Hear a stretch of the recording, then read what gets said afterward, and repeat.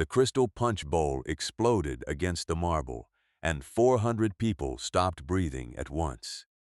Caleb Hayes was already down on one knee in the spreading lake of ice and glass, his bare hand closing around the largest shard before a wandering child could reach it.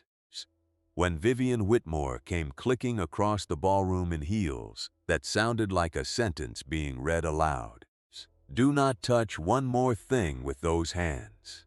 She said it loud enough to carry to the back of the room, because the back of the room was the entire point. "Look at it.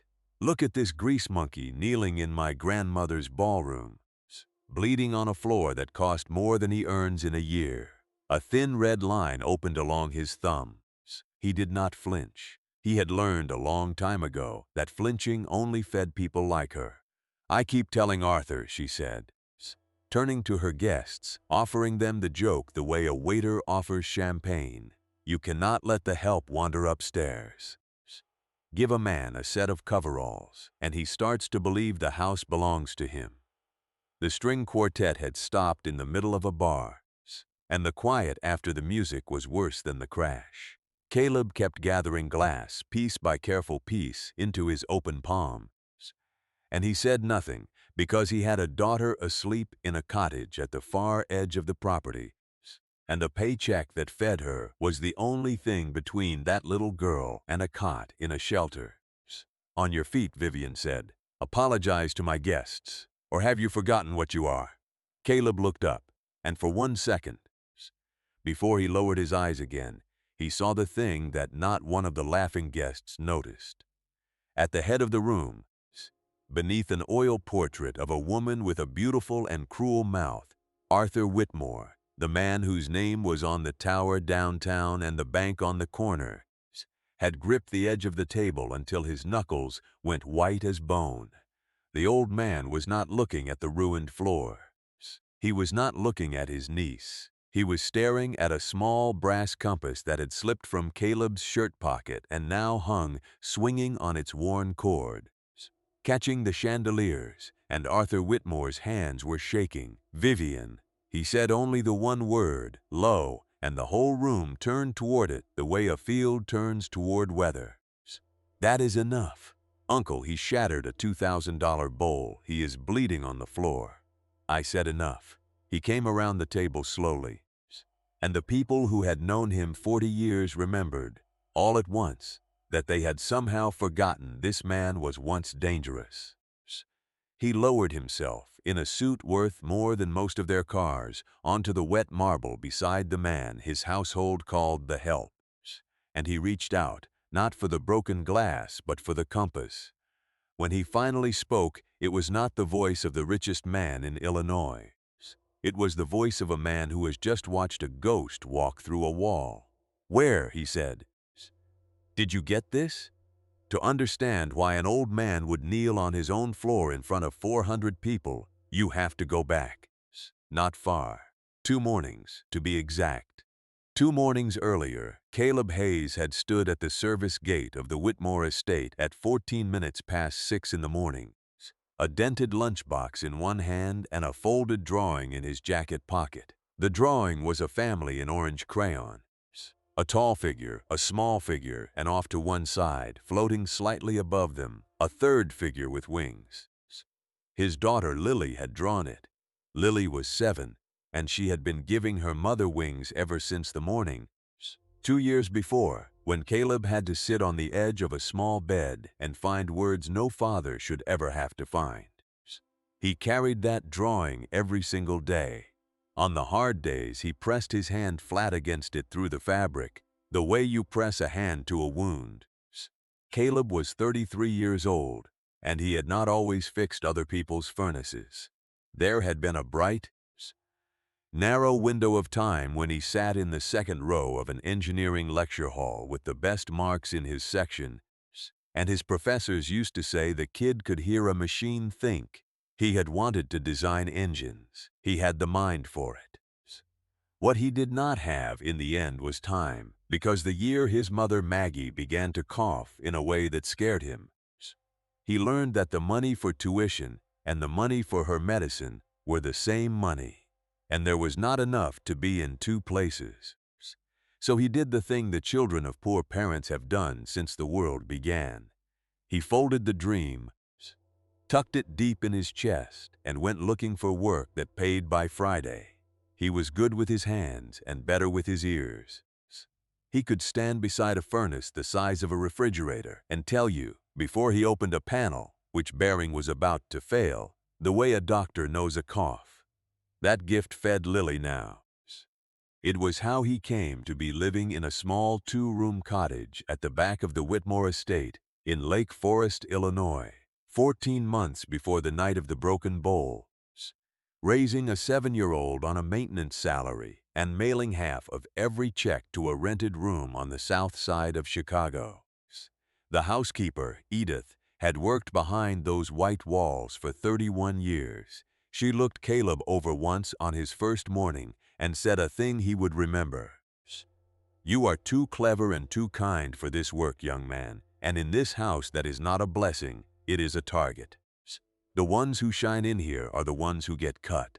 So keep your head down, do good work, take your pay, and let nobody upstairs ever remember your face." Caleb said, "Yes, ma'am." He did not yet understand her. He would. The master of the house was Arthur Whitmore, who had built Whitmore Industries from a single machine shop with one second-hand lathe into one of the largest engineering firms in the Midwest. People said he was hard as a wrench in a boardroom, but inside his own home he moved like a man carrying something heavy that no one else could see. He never spoke of his past, and in his study sat a photograph no one was permitted to touch. A maid had once reached to dust it, and the old man had quietly told her to pack her things and go. Sometimes, cleaning late, Caleb would catch him sitting in the dark in front of that frame, not moving, just looking, and wonder what could carve that much sorrow into a man who owned everything. And then there was Vivian, the daughter of Arthur's late brother, orphaned young and raised like the heir to a kingdom. She was 29. Beautiful in the cold way of a person who has never once been told no, and she had appointed herself the future of the company.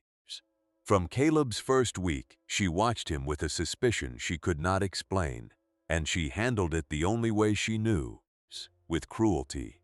And her cruelty was never the same twice. When he fixed the pool house heater, she told the staff his hands smelled of oil and ruined her appetite. When he carried a ladder across the lawn, she said he carried it like a man who had never owned a thing worth keeping clean. A man should learn his level before he lifts his eyes to a Whitmore, she told him once. You will be wiping down boilers when you are old and gray. Caleb let nothing cross his face. He saved it for the cottage window, late, after Lily slept. That was how he survived. One swallowed insult at a time. Keep that cheap brass compass in mind, by the way. It matters more than every diamond in the house. Now here is the part nobody understood. The old man was kind to him. He began saying good morning, which the wealthy do not say to the people who keep their houses running. One night he found Caleb eating a plain bowl of rice and beans alone in the service kitchen because Caleb sent the food money home. And the next morning he ordered the maintenance man and his little girl fed full meals from the family kitchen. No argument. Caleb did not understand it. Neither did Vivian, who watched the old man's softness toward a janitor with eyes that grew colder every week. What none of them knew was the thing Arthur saw every time he looked at Caleb: the compass.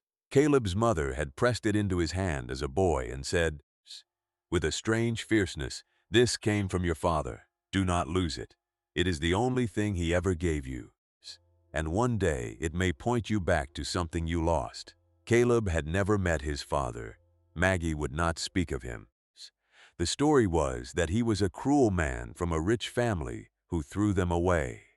The first time Arthur saw that compass around the neck of his maintenance man, something happened in his chest he could not explain, because he had held its twin 33 years before, on the worst night of his life. He had cut the case himself. But he told himself it was coincidence, and he watched, and he waited, and he suffered in silence. Which is how things stood on the night the bowl broke. But the real danger came 2 days before, in the basement. It was the morning of the gala, and the great house was cold in a way it should not have been. So Caleb went down to the furnace. He did not even need to open the cabinet.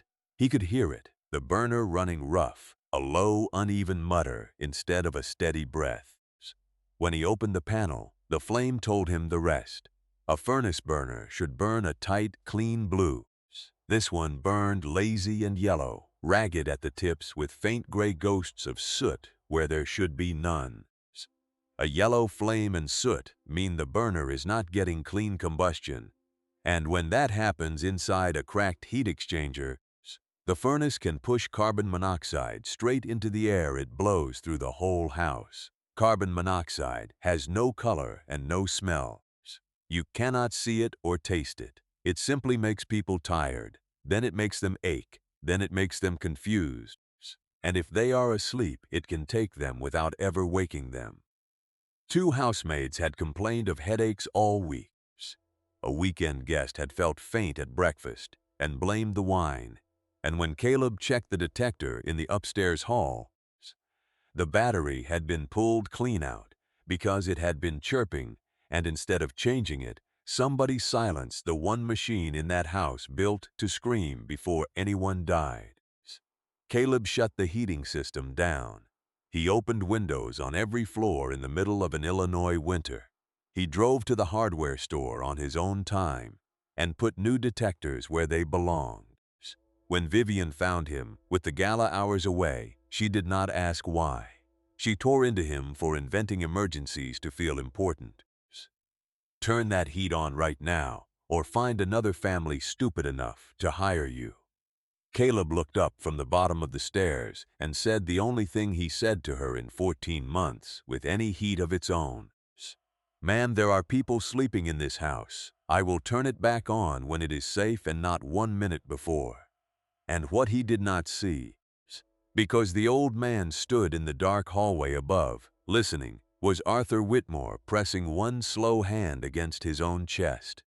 So now you understand why, the moment he lifted that compass at the gala and asked where it came from, Vivian Whitmore made a decision. A soft old man is a dangerous old man when you are counting on his money. A soft old man might change his will. He might decide a kind, decent working man deserved more than the niece who had only ever taken. This problem had to be removed cleanly, in a way that could never be undone, and she knew exactly who to call. His name was Gerald Pruitt, the family attorney and trustee for 15 years, who knew where every body was buried, including the ones he had helped bury. For 3 years, he had been quietly bleeding money out of Whitmore Industries through a web of paper companies that only he and Vivian knew about. "The janitor is a problem," she told him on the phone. "I want him gone in a way nobody ever takes him seriously again. Disgraced, finished. And what do I get? You get to keep your freedom, Gerald. Because if my uncle ever brings in outside auditors before he rewrites that will, what do you imagine they find in the accounts you have managed so creatively?" He understood at once. If the man is caught stealing, even your uncle cannot defend a thief. People believe it about working men because they already want to. "Yes," Vivian said, "something that belonged to my grandmother." 3 days later, the old woman's diamond ring, worth more than Caleb would earn in 20 years, went missing from the master suite safe, and the search led straight to a wooden box under the bed in the staff cottage, where it was found wrapped in one of Caleb's own work bandanas. She did not simply accuse, she performed. With the whole household gathered as an audience, she suggested through false tears that they search the staff quarters, only to be fair. Whoever is innocent has nothing to fear.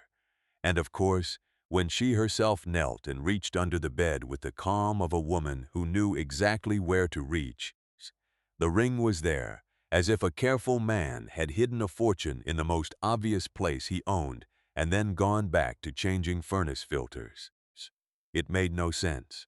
A thinking person could see in one breath it made no sense. But that is the terrible genius of an accusation against the poor. People do not stop to ask whether it adds up. They decided long ago that a working man is the kind who steals, and the planted ring was not evidence to them. It was confirmation of a thing they were always ready to believe. "I have never seen that ring before in my life," Caleb said, his voice very quiet, the quiet of a man who has felt the floor open beneath him. "Someone put it there." "Of course that is what you would say," Vivian told the staff. "Thieves do not confess. They lie to your faces exactly the way he is lying now." And Caleb looked around the circle of people he had worked beside for 14 months and saw the thing that broke him worse than the lie. He saw doubt, not in all of them, but in enough. 14 months of quiet decency, and it took her 90 seconds to wash it away.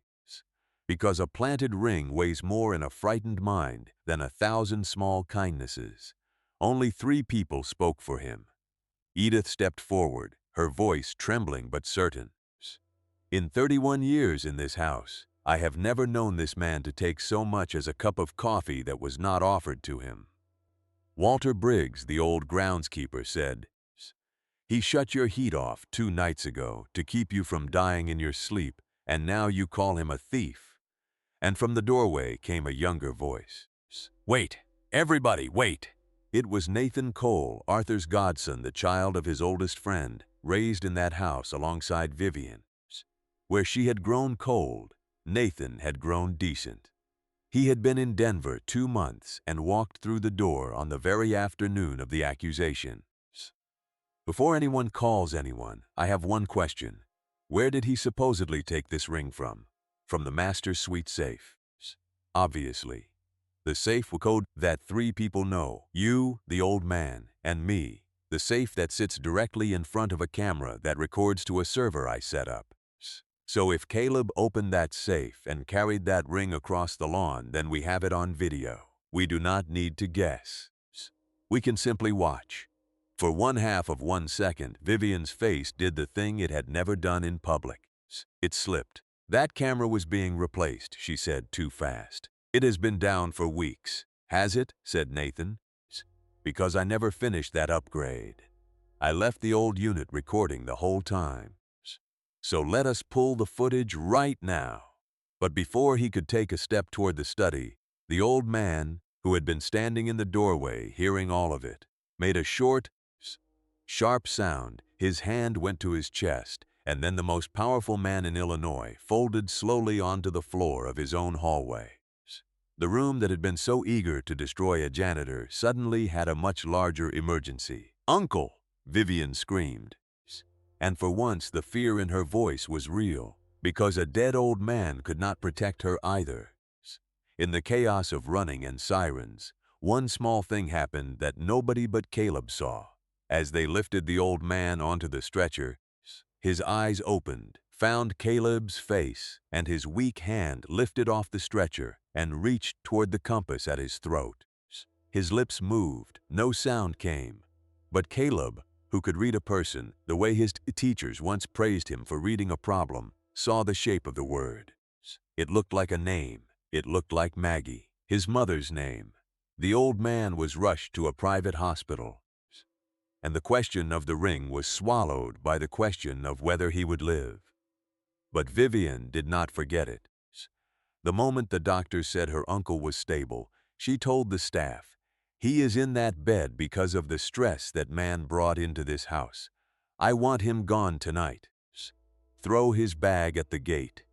And so Caleb Hayes, who had given 14 months to that house and never stolen anything but a few minutes of grief at a dark window, was put out at the iron gate in the cold with a duffel over his shoulder and a little girl asking why they were leaving in the dark. He had every reason to walk away from the Whitmore name forever. Any reasonable man would have. But Caleb kept seeing the old man reaching for the compass, kept thinking that of every person in that golden house, the only one who had ever knelt for him was lying in a bed. possibly dying, surrounded by people who saw him as a will waiting to be read. So he did a thing Vivian, who measured everyone by the size of her own heart, could never have predicted. He left Lily with Edith, who hugged the girl and glared at the house. And he went to the hospital. He had no money for a cab, so he took 2 buses across the frozen city, and the security desk would not let him past. So he waited. He sat on the cold curb all night, threw the wind off the lake, and a guard who twice told him to move along. And each time he moved exactly far enough to satisfy the man, and then came quietly back. He had nothing to gain, no job to protect, no inheritance to chase. He did not even know yet what the old man was to him.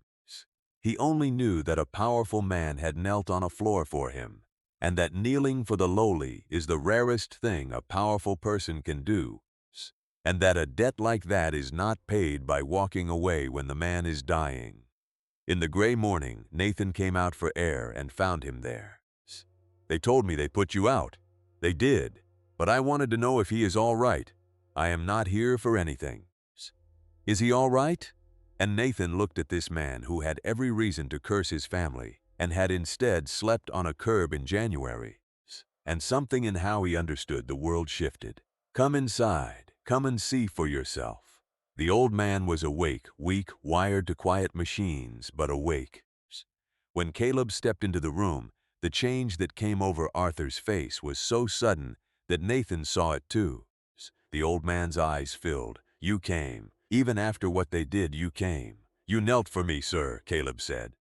"Nobody ever knelt for me before." And so began the strangest 2 weeks of Caleb's life. He stayed not as staff, but because the old man did not want him to leave, and because somebody needed to actually care for him instead of waiting for him to die. He learned how Arthur liked his tea. He noticed pain before the old man named it. "You watch people," Arthur said one evening. "Where did you learn that?" "From being invisible, sir," Caleb said, embarrassed by his own honesty.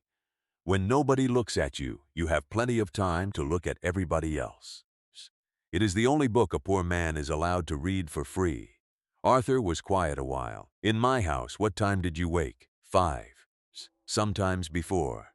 "And sleep when the last light went out?" 11. Later on, party nights. Arthur's jaw tightened. "And nobody told you that even a working man is owed rest? That there are real laws now about hours and pay? That it is against the law for a family to hold a worker's own papers to trap him, the way some wicked households still do? Laws like that are for people the law remembers, sir," Caleb said, without bitterness. "To file a complaint, you need a day off, money for the bus, and the nerve to make an enemy of the hand that feeds your child. So you keep quiet. You manage." That word, sir, managing, that is the whole life of a working family in one word. And the old man felt a thing he had not felt in years, which was shame. The deep shame of a man who sees that the comfort he lived inside was built, in 100 invisible ways, on people exactly like this one, managing. "Nathan tells me you wanted to be an engineer," he said. "Why did you stop?" "Because my mother started coughing blood, sir." A dream is the first thing a poor family sells. You cannot eat it, so you fold it up and tell yourself you will take it out again one day, knowing in your heart that day is never coming. Arthur did not answer, but that night he lay awake a long time. And somewhere in the dark a decision began to form. And then, one afternoon, he could bear the question no longer. "That compass, where did you get it?" "My mother gave it to me. She said it came from my father, and that one day it might point me back to something I lost." Arthur's hands began to shake. "Your mother? What is her name?" "Margaret, sir. Margaret Hayes. Everyone calls her Maggie." The room went so silent that Caleb could hear the machines counting the old man's heartbeats, and he watched the numbers climb as something broke open across Arthur's face. "Maggie," he whispered. "Maggie Hayes, from the South Side, who once worked in the house of Eleanor Whitmore. My mother." Caleb's own heart was pounding. How could you possibly know that? The old man opened a small locket on the end of his watch chain, a thing Caleb had never seen him open. Inside was a tiny faded photograph of a laughing young woman, and around her neck, plain as daylight, hung a brass compass that was the twin of the one Caleb wore. "Because," the old man said, his voice breaking completely, "I am the rich man who threw you away. Except I did not throw you away, son. I lost you. They took you from me, and I have spent 33 years looking for the two of you, and I had given up. And then a janitor walked into my house, wearing the compass I made for the only woman I ever loved. Now you must understand what really happened, because the truth was crueler and kinder than anyone had imagined. 33 years before, Arthur had been a young machinist working in his mother's business, and in that house there had worked a gentle, clever young woman named Maggie, and he had fallen for her completely. He cut her a compass on his own lathe, because the compass in the old stories means you can always find your way home, and he promised to marry her, money or no money. But his mother, the formidable Eleanor Whitmore, would sooner have died than let a housemaid carry the family name. While Arthur was away on a trip she had deliberately arranged, the old woman discovered Maggie was pregnant and put her out into the night with a sum of money and a single threat that if she ever came near Arthur again, the family would make certain she and her baby did not survive the year. People with money made people without it disappear in those days. For less, Maggie ran. She vanished into the working neighborhoods of Chicago, raised her son alone, and never told him the truth because the truth was a death sentence. She told him only that his father was a cruel rich man, because a hated father is easier to live without than a loved one stolen by force. When Arthur returned and found her gone, his mother told him she had run off with another man. He never fully believed it, but he could find no trace, and the lie hardened into a wound he stopped probing. He never married. The photograph on his desk that no one could touch was a laughing housemaid named Maggie. His mother died without ever confessing. "You have been fixing my furnaces," the old man wept, holding the hand of the janitor his own household had called a thief. "My own son sleeping in the servant's cottage while I sat in my big cold house mourning you. God forgive me. God forgive my mother." Caleb could not speak. 33 years of being nobody's anything collapsed inside him at once. When he could finally speak, what he said was not what either of them expected. "All those mornings when you said good morning to me, when you knelt and took the broken glass from my hands, you did not know I was your son, but you did all of that for a janitor you thought was a stranger. I did not know it here," Arthur said, touching his head, "but I think something in me knew it here," and he touched his chest. "A man does not choose who his heart reaches for. I was kind to you because some part of me already loved you, and I was too proud and too broken to ask why.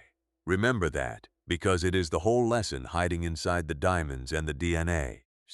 He treated the man well before he knew the man was worth anything to him. When the old man was strong enough to come home, he came home changed, with a son beside him and a fury in his heart, and he gave Nathan one instruction.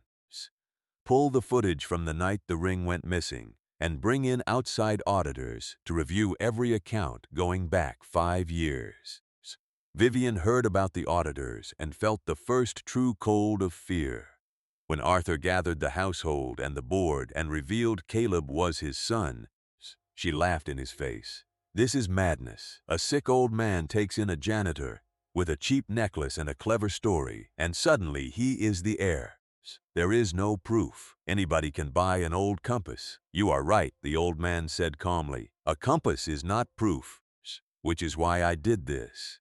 And he handed her a single sheet of paper, a report from a registered laboratory, a paternity test taken during the hospital days, signed and stamped, that said in language no clever tongue could argue away, that the probability Arthur Whitmore was the father of Caleb Hayes was greater than 99.9%. The compass told me where to look. Science told me the rest. He is my blood, and there is no power on this earth including you. That will take him from me a second time. It might have ended there, a reunion and a furious niece. But Arthur was not a man to leave a wound half cleaned. On the night the family gathered for the final truths, with the whole board present and Gerald Pruitt sitting smooth and confident, Nathan played the recording on the large screen in the study. The footage was perfectly clear. The camera had never been down. It showed the master suite at 17 minutes past 2 in the morning. It showed Vivian Whitmore keying in the code, lifting out her grandmother's diamond ring and handing it to Gerald Pruitt, who carried it out of frame toward the staff cottage. The room did not breathe. "You will say it was edited," Nathan said quietly. "So I have already given the original, with its unbroken timestamp, to an independent forensic firm.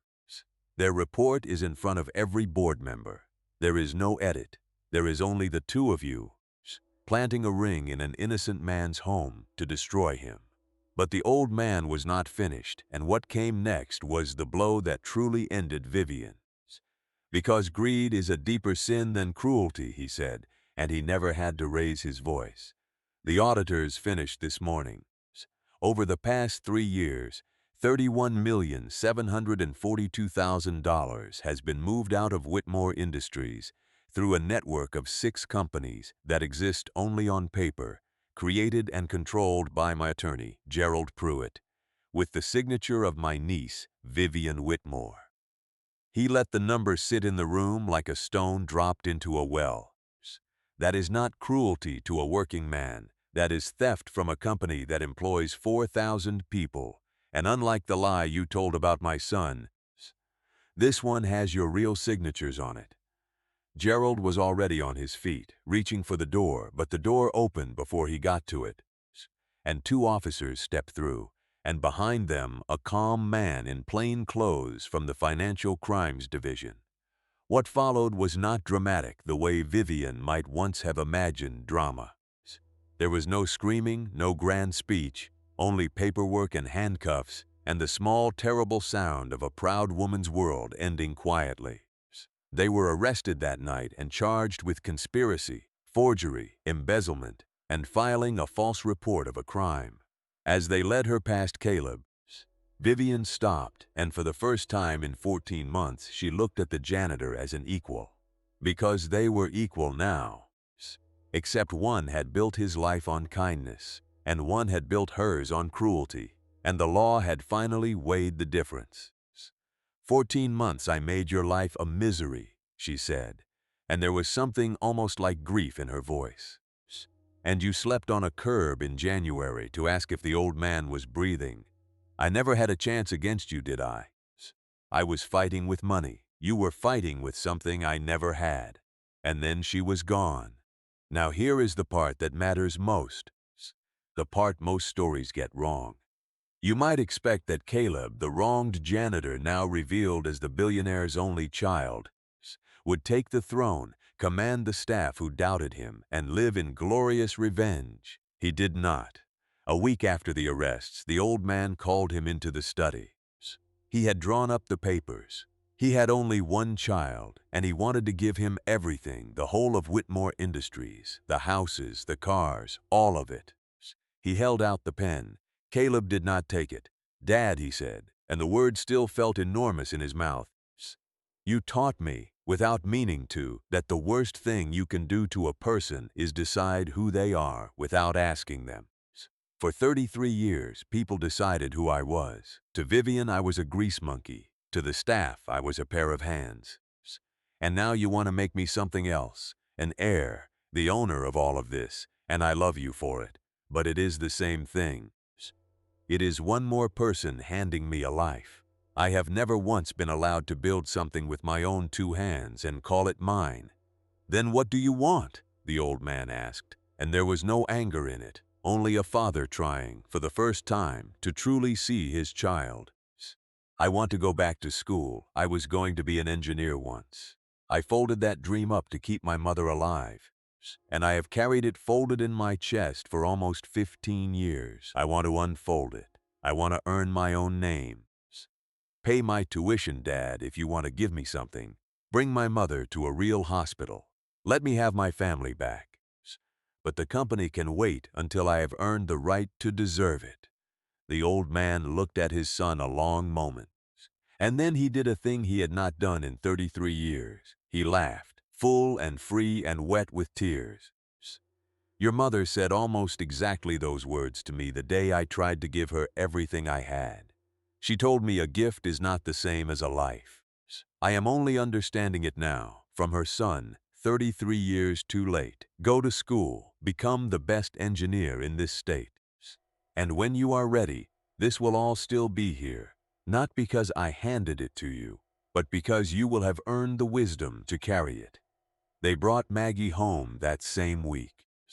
She was put in the best hospital in Chicago, and the cough everyone had treated as a death sentence turned out to be something treatable that poverty had simply never let her treat. And she lived and saw her son call his father Dad, and on the day the doctors said she was well, she took off her old worn coat and put on a fine one. Not because she had become rich, but because for the first time in 33 years, she was no longer afraid. Caleb went back to school, and he was, as anyone who had ever sat in a lecture hall with him could have told you, brilliant. He paid his own way as much as his father would allow, working evenings in the company's engineering offices, learning the empire he had refused from the bottom up, the only way he had ever known how to learn anything. And it was there, in those evenings, that he met Claire Bennett, the outside counsel the old man had brought in to clean up the wreckage Vivian and Gerald left behind. Claire was sharp and quiet and unimpressed by money, and she had watched, from the edge of all of it, a man handed every reason to become hard who had instead stayed gentle. She had heard how he slept on a curb. She had seen him turn down a fortune to earn his own name. And one evening, when he laughed at something she said, really laughed, she realized she had been hoping all week to hear that sound. They married quietly the next spring, with Maggie in the front row and the old man weeping openly and unashamed.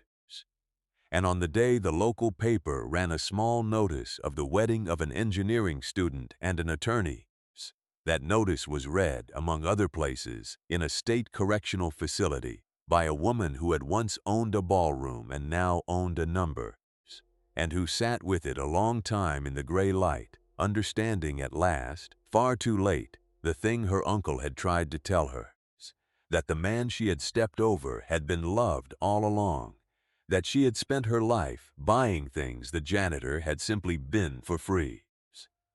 As for the diamond ring, the one that had nearly destroyed him, the one that had belonged to the very grandmother who threw his mother into the night, the old man had it melted down. He used the gold to make two small things on a borrowed lathe, with his son guiding his shaking hands. A compass for his Maggie, the love he had lost and found again as a friend, and a second compass for his son, to replace the cheap old one he had worn through all his years of suffering. But Caleb refused to wear the new one.